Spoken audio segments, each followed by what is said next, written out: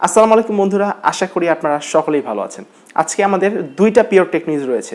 তার মধ্যে একটা হচ্ছে বাংলাদেশের স্মার্টফোন বাজারে বেশ বড় একটা মূল্যবৃদ্ধি, আর আরেকটা টেক নিউজ হচ্ছে Xiaomi 12 Ultra এটির কিছু স্পেসিফিকেশন লিক হয়েছে, সেগুলো আপনাদেরকে জানাবো। জানতে চাইলে অবশ্যই ভিডিওটি কন্টিনিউ করতে থাকুন। তো স্টার্ট ভিডিওটি শুরু করা যাক।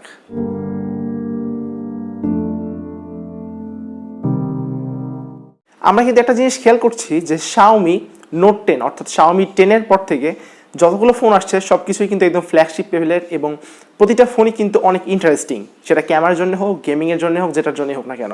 ঠিক সেম সেরকমভাবে আরেকটি ফোন আসতে চলেছে Xiaomi 12 Ultra। এই ফোনটির স্পেসিফিকেশন এখন আমি আপনাদেরকে জানাবো, আপনার ভিডিওটি দেখতে থাকুন। প্রথমে এই ফোনের ডিসপ্লে হিসেবে রয়েছে 6.67 ইঞ্চি সাইজের একটি অ্যামোলেড ডিসপ্লে, 120 হার্টজের রয়েছে রিফ্রেশ রেট। Xiaomi দাবি করছে বা আমরা ধারণা করছি যে Mi 11 আলট্রাতে যেরকম টাইপের ক্যামেরা দেওয়া হয়েছে, এবার হয়তো বা 12 আলট্রাতেও ঠিক সেরকম টাইপেরই ক্যামেরা দিতে পারে। তো তার মধ্যে কিছু জিনিস পাওয়া গেছে, সেটা হচ্ছে যে এটার যে মেইন ক্যামেরাতে রয়েছে 50 মেগাপিক্সেলের একটি সেন্সর, 48 মেগাপিক্সেলের একটি 5x টেলিফটো লেন্স, এছাড়া আরও রয়েছে 58 মেগাপিক্সেলের একটি আলট্রা ওয়াইড সেন্সর, সেলফিতে রয়েছে 20 মেগাপিক্সেলের একটি সেন্সর। তো আশা করি এই যে ক্যামেরা সেক্টর, এখানে Xiaomi 12 Ultra বেশ ভালো একটা পারফরমেন্স দেখাবে।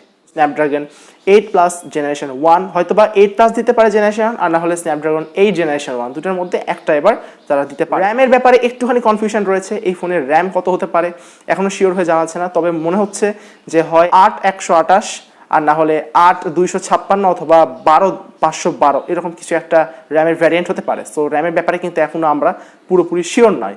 এই ফোনে রয়েছে UFS 3.1, ব্যাটারি হিসেবে রয়েছে 4800 mAh এর একটি নন রিমুভেবল ব্যাটারি এবং 67 ওয়াটের একটি ফাস্ট চার্জার। ফোনটি কিন্তু MIUI 13 এবং অ্যান্ড্রয়েড লেটেস্ট ভার্সন 12 এটি নিয়ে কিন্তু লঞ্চ হবে, অর্থাৎ দুইটা লেটেস্ট ভার্সন নিয়ে কিন্তু এই ফোনটি লঞ্চ হবে। তো ফোনটি কবে লঞ্চ হতে পারে এ ব্যাপারে কিছু শিওর জানা যায়নি, তবে ধারণা করছি যে হয়তো বা আগস্ট সেপ্টেম্বরের দিকে ফোনটা লঞ্চ হলেও হতে পারে, বা এর আগে হতে পারে, এর পরেও হতে পারে।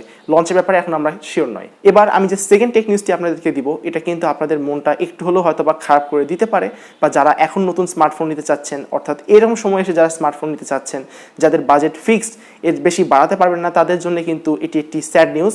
তো নিউজটি কি? নিউজটি হচ্ছে যে বাংলাদেশের স্মার্টফোন বাজারে কিছু কিছু ফোনের দাম বেশ বড় অঙ্কের কিন্তু একটা অ্যামাউন্টে বেড়ে গেছে, অর্থাৎ 500 টাকা থেকে 6000 টাকা পর্যন্ত, ঠিক আছে, এই স্মার্টফোনগুলোর দাম বেড়ে গেছে। বাংলাদেশে 5% এক্সট্রা ট্যাক্স এই স্মার্টফোনের সাথে অ্যাড করা হয়েছে।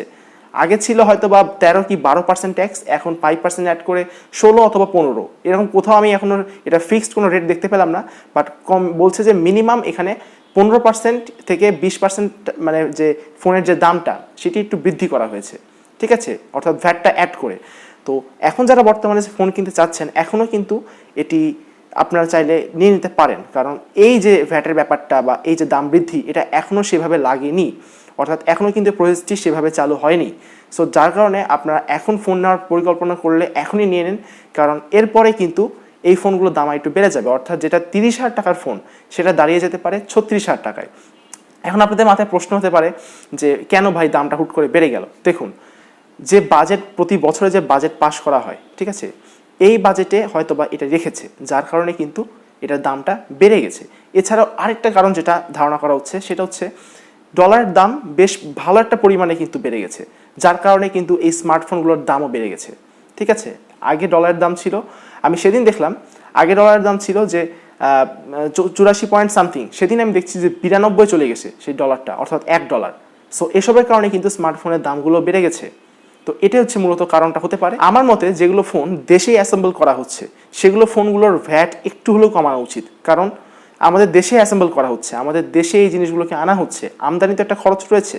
তো আমাদের দেশে যদি অ্যাসেম্বল করা হয়, সেক্ষেত্রেও কেন এত পরিমাণে দেখা যাচ্ছে যে ভ্যাট কেন? এটা তো হওয়া তো আমার মনে হয় না ঠিক, কারণ অনেক স্মার্টফোন এখন কিন্তু বাজারে দেখবেন যে ধস লেগে গেছে, কেউ স্মার্টফোন কিনতে চাচ্ছে না। ইতিমধ্যে একটি নিউজ বের হয়েছে, আমি সময় দেখলাম যে কেউ স্মার্টফোন কিনতে চাচ্ছে না, স্মার্টফোন যেরকম সেরকমই পড়ে আছে, হ্যাঁ, নতুন ফোন আর কেউ কিনতে চাচ্ছে না এত দাম বেশি বলে। সো আমার মতে যে ভ্যাটটা পরিমাণটা আর একটুখানি কমানো উচিত। এখন আপনার কি মতামত? আপনার মতামতটা একটুখানি আমাদেরকে কমেন্ট বক্সে কমেন্ট করে জানাবেন। তো এটাই মূলত ছিল ভিডিওটা, আর এরকম টেক নিউজ পাওয়ার জন্য আমাদের চ্যানেলের সাথে থাকবেন।